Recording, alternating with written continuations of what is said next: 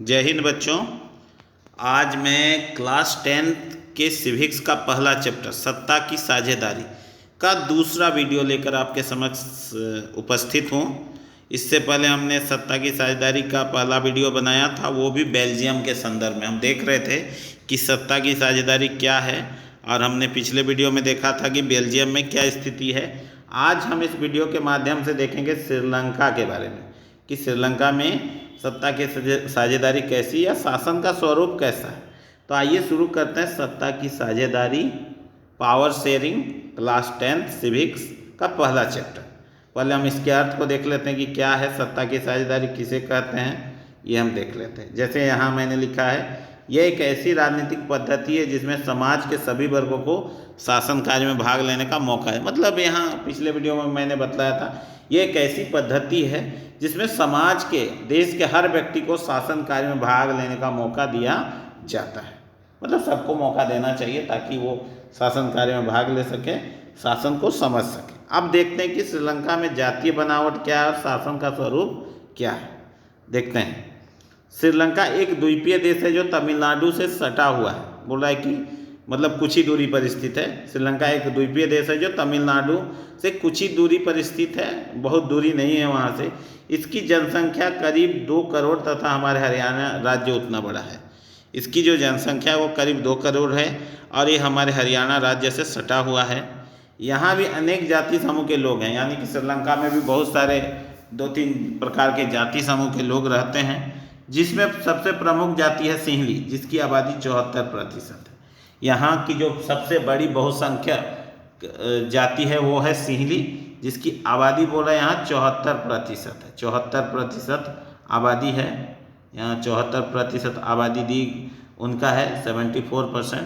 यहाँ तमिल 18% हैं, जिसमें 13% श्रीलंकाई और बाकी भारतीय मूल के लोग हैं। यानी कि 18% टोटल तमिल हैं वहाँ सेकेंड नंबर पे जनजाति के नाम पर, जिसमें 13% श्रीलंका के वहीं के स्थानीय निवासी तमिल हैं और कुछ भारतीय मूल के लोग हैं जो ब्रिटिश शासन के दौरान वहाँ काम करने के लिए, बगानों में काम करने के लिए गए थे। यहाँ सिंहली जाति का प्रमुख धर्म बौद्ध है, जबकि तमिलों में कुछ हिंदू और कुछ मुसलमान हैं।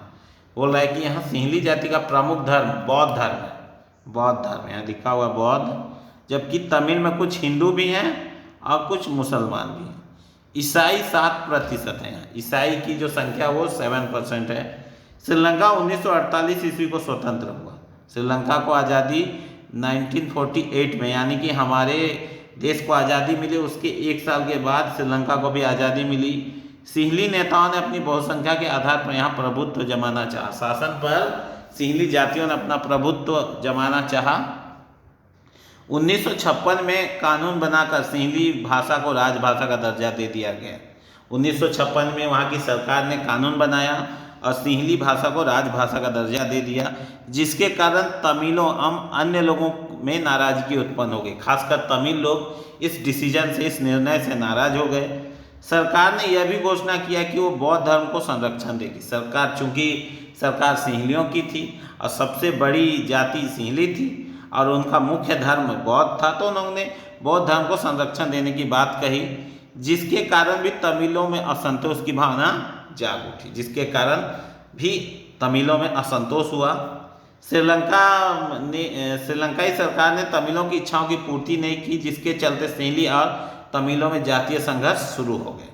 श्रीलंकाई सरकार अपने जाति समूह के लोगों में ज़्यादा हित की भावना देख रही थी, उनको ज़्यादा शासन में सहयोग करने और उनके हितों की रक्षा करने की बात कर रही थी, और तमिलों के हितों की रक्षा नहीं हो रही थी, जिसके कारण दोनों में, सिंहली और तमिलों में जातीय संघर्ष शुरू हो गए।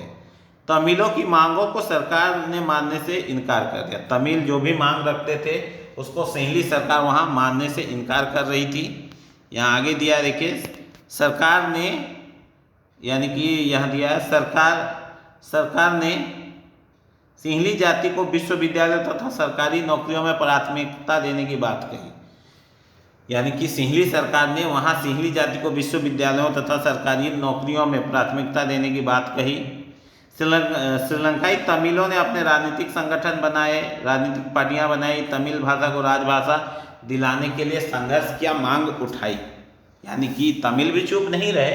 जो श्रीलंकाई मूल के तमिल थे उन्होंने अपने अधिकार के लड़ना शुरू किया, सरकार से बातचीत की और तमिल भाषा को भी राजभाषा दर्जा दिलाने की कोशिश की। क्षेत्रीय स्वायत्तता, शिक्षण अवसरों को मांग लेकर काफ़ी संघर्ष किया। बोल रहा है कि क्षेत्रीय स्वायत्तता, इन्होंने अलग राज्य की मांग की थी, एक इलम, यहाँ नीचे मैं लिखा हूँ, क्षेत्रीय स्वायत्तता, इनको आज़ादी चाहिए थी, अलग राज्य की मांग की। शिक्षा अवसरों की मांग को लेकर हमेशा तमिलों ने संघर्ष किया, शिक्षा भी चाहिए था, साथ ही साथ सरकारी नौकरियों में रोजगार भी चाहिए था।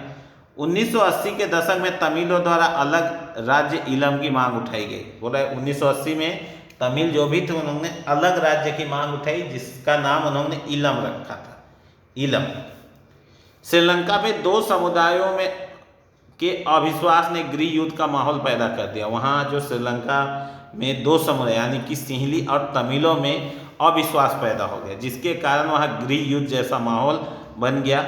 इस गृह युद्ध में, इस लड़ाई झगड़े में हजारों लोग मारे गए, देश में अशांति फैल गई, सैकड़ों लोगों ने अपने आप को शरणार्थी बना लिया, कुछ देश से बाहर चले गए, कुछ अपने ही देश में शरणार्थी बनकर रह गए। इस गृह युद्ध से वहाँ की राजनीतिक, सांस्कृतिक, सामाजिक और आर्थिक जीवन में गहरा असर पड़ा। इस गृह युद्ध से वहाँ के लोगों में राजनीतिक, सांस्कृतिक, सामाजिक, आर्थिक जीवन में गहरा असर पड़ा, मतलब काफ़ी नुकसान हुआ सबको। अंततः इस गृह युद्ध का अंत 2009 में हुआ। इस गृह युद्ध का अंत बोल रहा है यहाँ कि 2009 में हो गया। इस गृह युद्ध का अंत 2009 में हुआ, चूँकि उतना दिन से संघर्ष चल रहा था और ये 2009 में समाप्त हो गया। अतः हमने देखा कि श्रीलंका में सत्ता की साझेदारी नहीं होने के कारण गृह युद्ध काफ़ी लंबा चला, जिसने वहाँ के लोगों का जीवन यापन तहस नहस कर दिया। सही बात है। यहाँ हमने देखा कि सिंहली ही केवल शासन कार्य में भाग ले रहे थे, शासन चला रहे थे। तमिलों को ना अधिकार था, ना उनके अधिकारों की रक्षा हो रही थी, ना उनकी भाषाओं का सम्मान हो रहा था, और न ही सरकार चलाने के लिए उनको भाग लेने का मौका दिया जा रहा था, जिसके कारण वहाँ जो गृह युद्ध चला वो काफ़ी लंबा चला और उसने दोनों समुदायों के हजारों लोगों को मार दिया और वहाँ के लोगों का जीवन तहस नहस कर दिया। लेकिन इससे पहले के वीडियो में बच्चों हमने देखा था कि बेल्जियम में सत्ता की साझेदारी थी, जिसके कारण वहाँ का शासन अच्छा चला। हमने देखा था बेल्जियम के बारे में कि वहाँ सत्ता की साझेदारी थी और जिसने वहाँ गृह युद्ध जैसे माहौल जो पनप रहे थे उसको समाप्त कर दिया। लेकिन यहाँ काफ़ी देर हो गई श्रीलंका में और सत्ता की साझेदारी नहीं होने के कारण काफ़ी नुकसान हुआ देश को। तो यही अंतर, अगर सत्ता की साझेदारी होती श्रीलंका में भी तो शांतिपूर्ण ढंग से श्रीलंका में भी सत्ता चलता, सभी लोगों के अधिकारों की रक्षा होती, कोई संघर्ष नहीं करता, सबके जिस तरह बेल्जियम में लोग शासन कर रहे हैं।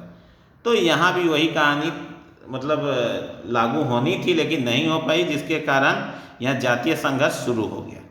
तो यही अंतर है। तो हम ये बोल सकते हैं कि सत्ता की साझेदारी हमारे लिए इसलिए आवश्यक है ताकि हम देश को सही ढंग से चला सकें, शासन व्यवस्था को सही ढंग से लागू कर सकें। अब इस वीडियो को देखिएगा।